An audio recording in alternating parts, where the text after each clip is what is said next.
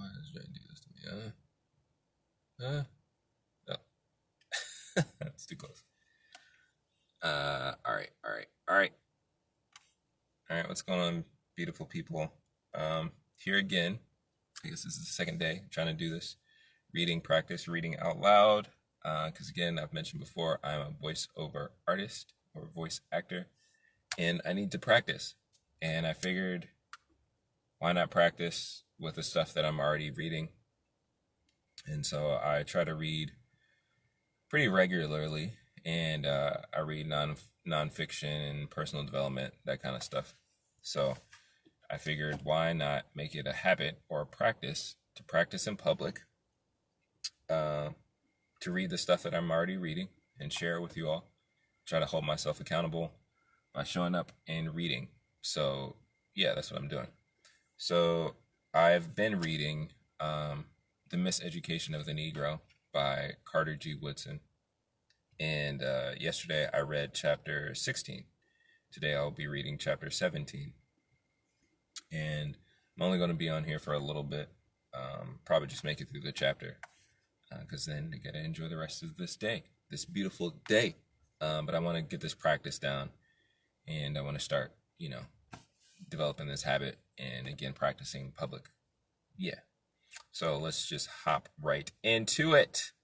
Hopefully you all can hear me okay. I was trying to set a timer, but this joint looks like it don't want to work. All right. Okay, so we are reading The Miseducation of the Negro by Carter G. Woodson. This is chapter 17, Higher Strivings in the Service of the Country. Oh, and also happy Juneteenth to all of my brothers and sisters out there. Chapter 17, Higher Strivings in the Service of the Country. The Miseducation of the Negro by Carter G. Woodson. Another factor the Negro needs is a new figure in politics, one who will not concern himself so much with what others can do for him as with what he can do for himself. He will know sufficient about the system of government not to carry his trouble to the federal functionaries and thus confess himself a failure in the community in which he lives. He will know that his freedom from peonage and lynching will be determined by the extent that he can develop into a worthy citizen and impress himself upon his community. The new Negro in politics will not be so unwise as to join the ignorant delegations from conferences and convention which stage annual pilgrimages to the White House to complain to the president because they have socially and economically failed to measure up to demands of self-preservation. The new Negro in politics will understand clearly that in the final analysis, federal functionaries cannot do anything about these matters within the police powers of the states, and he will not put himself in the position of being received with coldness and treated with contempt, as these ignorant misleaders of the Negro race have been from time immemorial. The new Negro in politics, then, will appeal to his own and to such friends of other races in his locality as believe in social justice. If he does something for himself, others will do more for him. The increasing vigor of the race, then, will not be frittered away in partisan strife in the interest of the oppressors of the race. It ought not to be possible for the political bosses to induce almost any Negro in the community to abandon his permanent employment to assist them in their ilk in carrying out some program for the selfish purposes of the ones engineering the scheme. It ought not to be possible for the politicians to distribute funds at the rate of $50 or $100 a head among the outstanding ministers and use them in their congregations in vicious partisan strife. It is most shameful that some ministers resort to religion as a camouflage to gain influence in the churches, only to use such power for selfish political purpose. The Negro should endeavor to be a figure in politics, not a tool for the politicians. This higher role can be played not by parking all of the votes of a race on one side of the fence, as both blacks and whites have done in the South, but by independent action. The Negro should not censor the Republican Party for forgetting him, and he should not blame the Democratic Party for opposing him.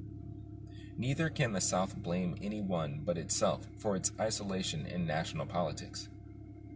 Any people who will vote the same way for 3 generations without thereby obtaining results ought to be ignored and disfranchised. As a minority element, the Negro should not knock at the door of any particular political party. He should appeal to the Negroes themselves, and from them should come harmony and concerted action for a new advance to that larger freedom of men. The Negro should use his voice rather than give it away to reward the dead for some favors done in the distant past. He should clamor not for the few offices earmarked as Negro jobs, but for the recognition of these despised persons as men according to the provision of the Constitution of the United States. The few state and national offices formerly set aside for Negroes have paled into insignificance when compared with the many highly lucrative positions now occupied by Negroes as a result of their development in other spheres. Sometimes a Negro prominent in education, business, or professional life can earn more in a few months than the most successful politicians can earn in years. These political jobs, moreover, have diminished in recent years because the increase of race prejudice, which this policy has doubtless aided,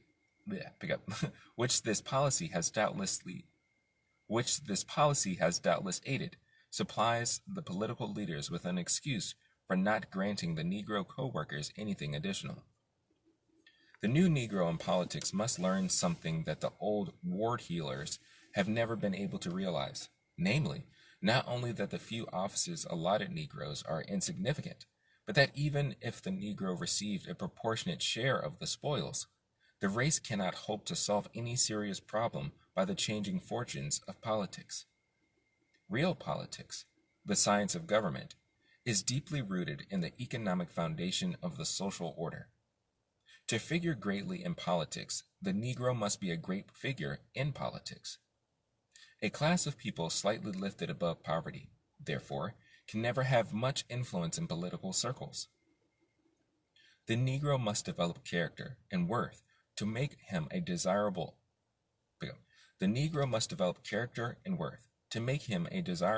everywhere, so that he will not have to knock at the doors of political parties, but will have them thrown open to him. The new Negro in politics must not ask the party for money. He must not hire himself for a pittance to swing voters in line. He must contribute to the campaign of the party pleasing him, rather than draw upon it for an allowance to drive the wolf from the door during the 3 months of the political canvass. It will be considered a stroke of good fortune that a Negro of such influence and character has aligned himself with a party, and this fact will speak eloquently for the element to which he belongs. The new Negro in politics, moreover, must not be a politician. He must be a man. He must try to give the world something rather than extract something from it.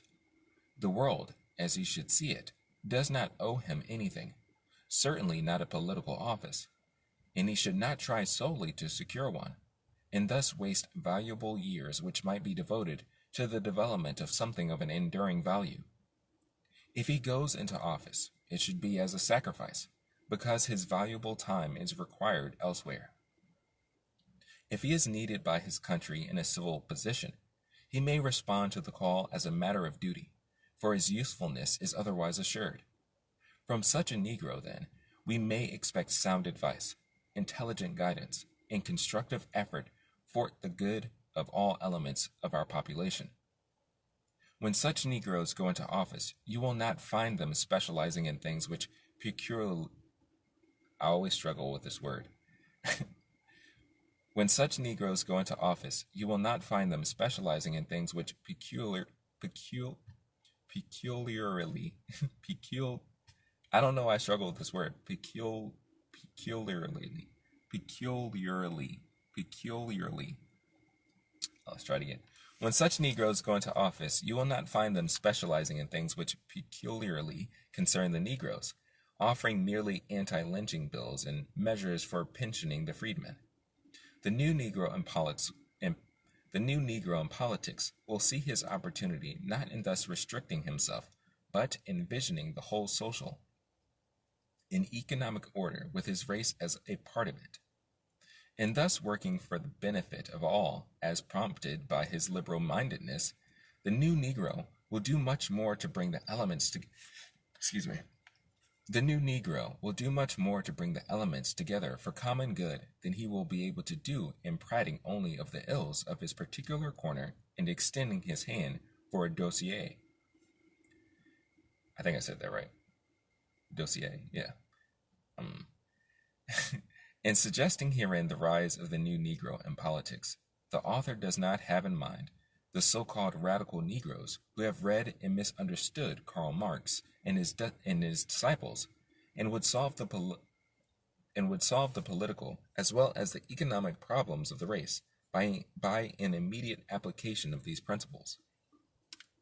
History shows that although large numbers of people have actually tried to realize such pleasant dreams, they have, in the final analysis, come back to a social program based on competition.